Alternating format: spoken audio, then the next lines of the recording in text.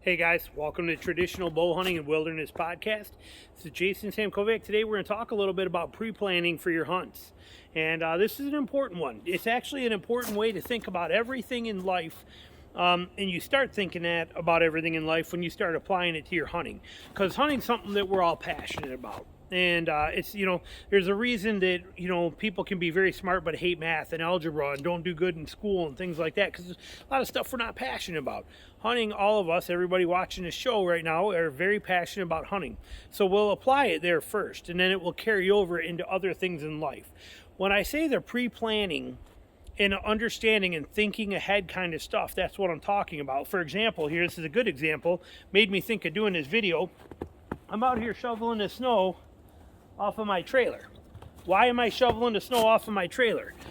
Well, it's an important pre-site, pre-planning kind of thing. See, we have, right now there's about 3 inches of snow on it that I just got done taking off. You can see here 3 inches of heavy, wet, packy snow that's on here that I got to finish shoveling off. But we got 5 more inches coming over next week. And then we leave for Georgia, which we're going to be putting my new Tacoma on this and towing it behind my Ram and taking it all down to Georgia. If I don't get this snow off of here and keep the snow that comes down off of here to where we're down to bare boards, then I'm going to be in trouble. See, if I don't pre-plan for that, what could happen or what will happen is I'll have snow on this trailer, yay deep of snow, and then I'll just pull it over there and I'm going to drive my Tacoma on here and I'm going to park it on top of that snow and I'm going to use all these D-rings that are on this thing right here that are all the way around here, all my tie-down strap points, which are still like that frozen, but I will use all these tie-down points going over the wheels and locking this Tacoma onto here, okay? It'll be, so it's locked on. But if I have that snow and that car rolls on it and those tires press it down that much and I still have this much snow underneath my tires, as I leave Michigan where it's cold and I start getting down, once I get into like Tennessee and Kentucky and down into Georgia, the temperatures are going to be warm enough that snow is going to melt. Now I have this much snow that was under my tires is going to squish down until those tires hit these boards. That is going to create a lot of slack and looseness in my straps and going to have to make me go around and retighten everything a few times along the way.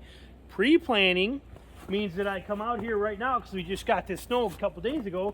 I shovel this snow off. When we get the next 5 inches next week, I shovel it off, and then when we're ready to leave, I am at bare boards when I put that Tacoma on, and when I lock it down, it stays there, okay? That's the concept. That's kind of what we're talking about.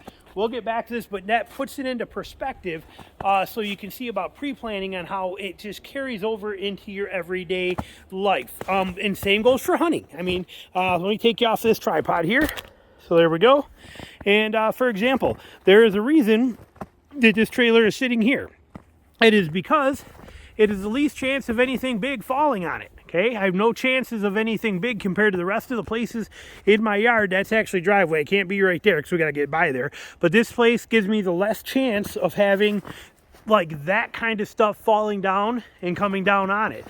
Pre-planning, it is making sure, like here, look at this tree that fell down just a couple weeks ago, okay? Look at the size of this thing came down.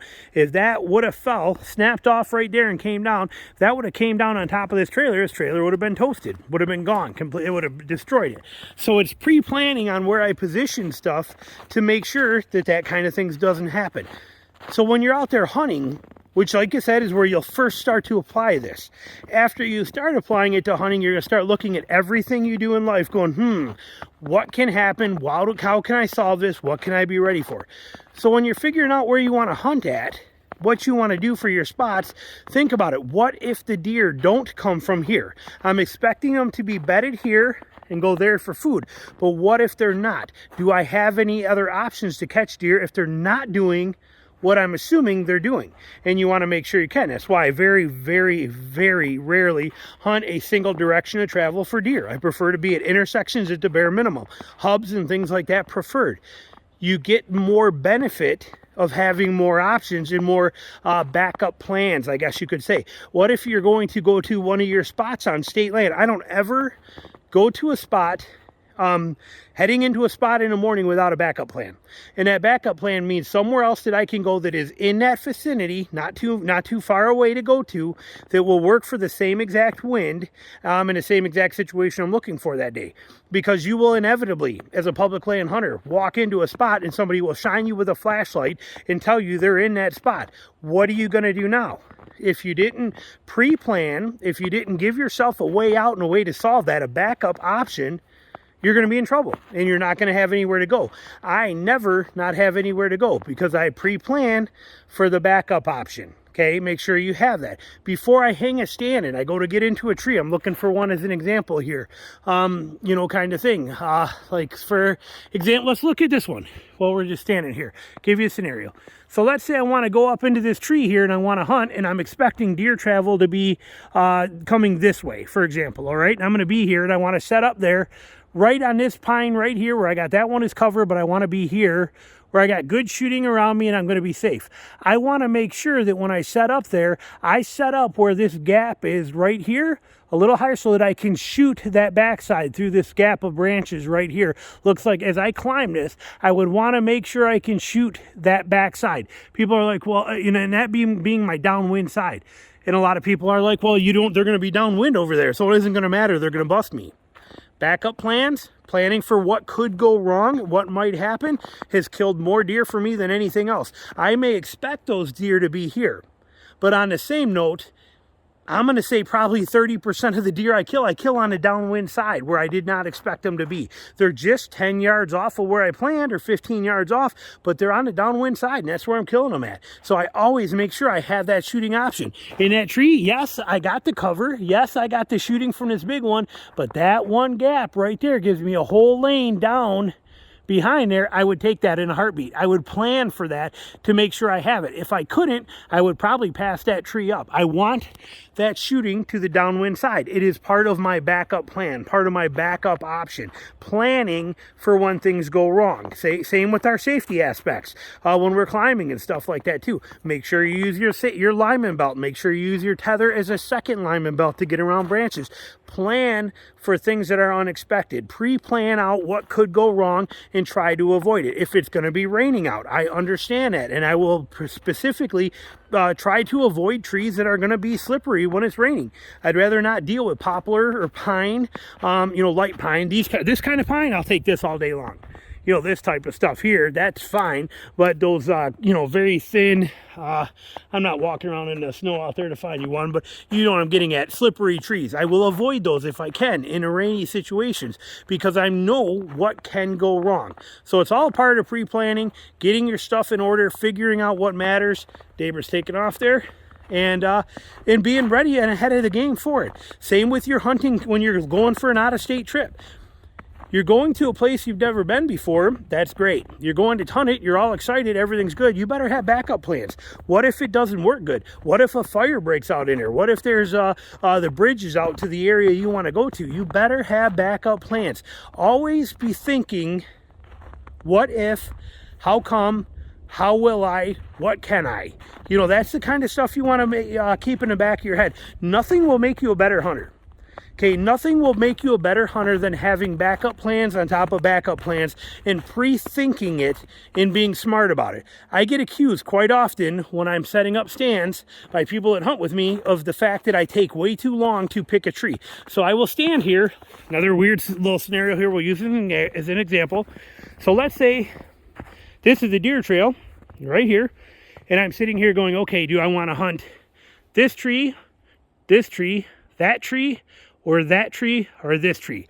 And I will literally be right here, not standing on the trail, obviously, but I'll stand in this spot. It will take me 35 minutes to make that decision as I try to decide this. It's not as simple as going, okay, this one's too close, that one's out, that's not going to work. This one's too close, that's out, it's not going to work. That one doesn't have any shooting over there. If they come in from this side, I won't get a quartering shot, that won't work. Okay, and then that's easy. Then it gets deeper as I sit here and I go, okay, well, that one's good, but I cannot shoot that way because it's a double tree. If it's a double tree and they come in from that angle, my bow limbs are going to hit there. There's not enough width there. So that one's going to rule those two out. That's not going to work good. Okay, let's move on from that. This one over here, yes, it's kind of tight on that angle, but it gives me this. It's got good cover up there. Could be potential, and I have great shooting on the downwind side. That works. This one here, not much shooting to the downwind side. That pine's going to block a lot of it. That pine's going to block it. Maybe a little bit between those trees. I'd have to check that. Good shooting on the front side, good shooting over here. I don't have to deal with all this brush here like I would on that, but it's this stuff. It's pre-planning for what may happen other than them walking this trail, because realistically 8 out of 10 times they will not be on this trail. They'll be over here, they'll be over here, they'll be in here, or they'll be downwind over there. That's just the way it works. They do not always walk on a trail. So pre-planning my set and figuring out where I can be that's going to give me the best shooting. It's going to give me the cover that I need, but the best shooting options that I can have. Let me cover the most trails that are in that particular area, or the most paths that a deer will travel through that spot. Micro funnels, transitions, whatever I'm doing there. But what will give me the best options of killing deer that come through there, regardless of what they do? How am I prepared for everything that they can actually throw at me in this particular spot? That is my goal. That is that pre-prep planning stuff that you want to try and figure out and be ahead of. You start thinking that way and start doing that stuff and start planning for it, I promise you, your hunting will get a lot better. A lot better. And it's just a matter of slowing down. There's a lot of people out there that I see that don't do any of this stuff. Not in real life, not in hunting, not in anything. They're kind of a go with the flow, solve it when it happens, you know, figure it out then. And I get that kind of stuff too. I can fully understand that. I mean, I'm a wedding photographer. My whole world thrives on chaos and uncontrollability, and I thrive in it, and I do really good, and I love that aspect. When it comes to hunting, when it comes to things in life, when it comes to stuff, just slowing down a little bit and looking at the big picture, and then actually just kind of spinning yourself out of it for a minute and taking a look at what could happen if. What if this happens? How do I prepare for this? That will be the stuff that makes the changes for you, makes the difference. I can tell you many times in the early stages where I would set up and then I would have deer do something that I didn't expect them to, and it's like, oh, I should have been. Well, now I'm always should have been. I'm always should have. I take care of the should have beens and try to get myself prepared for those scenarios. And once you start doing it in your hunting stuff, it will carry over into your everyday life, and that trailer right there is a perfect example of that. Like I said, we are about 10 days out. My new Tacoma is being built today. As a matter of fact, it's build day for it at Toyota, and should be here in about 10 or 12 days. And I have 2 weddings, 11 and 12 days from now. And then as soon as we get that truck, we're out of here. But with snow coming, when I saw that forecast of snow, thought to myself, okay, how's this going to affect me? Will I be able to get back in here with 6 inches of fresh snow to be able to get this trailer and pull it out of here? Yes, I can. Will I be able to make sure I have enough traction to get the Tacoma on this and not have it get buried or fighting in the snow to get that truck up on the trailer with the ramps? Hence the reason I have already started packing this down a little bit. So as we get that more snow, I will keep this packed down. I can grab the trailer, pull it out there, and then drive my Tacoma right around here, and I will have access to ground here that will give me the traction to get up on that trailer. All pre-planning, because these ramps are here. You know, they're not, that's kind of a slippery ramp. They're nice and long and very gradual, but still, point being, snow, ice, stuff like that. So all of this is pre-planning stuff and getting rid of the snow that is on this thing and keeping that deck. Like I said, imagine, many people wouldn't think of that. They'd park that car right on top of there, that car would settle in, you got that much snow underneath those tires, and as that snow melts and shrivels down, your straps are going to be loose. Your truck is going to be rocking back and forth. That's not good for the transmission, for the brakes. You're going to have to tighten it up. Straps are flapping, pulling over, having to mess with stuff, and you're going to have to do it a few times as that snow continues to melt. Not worth it. Instead, pre-plan, take the shovel, keep the snow off of it, deck clear, problem solved. Do the same thing in your hunting. Do the same thing in your everyday life. When you're planning anything, thinking about stuff, trying to make a big decision about life, planning to buy something new, getting a house. Well, what if it's going to be our forever home? Okay, great. But what if it's not? What if you end up spitting out 6 kids before in the next 10 years you didn't know about? Now will you have enough room? How much can you resell it for? How much is this? Same with the vehicle purchases. Same with everything you do. Basically, pre-plan, solve it, think about it from an outside the box view, plan for the uncontrollable, and see what you can come up with. That's my tip for you. Thanks for watching.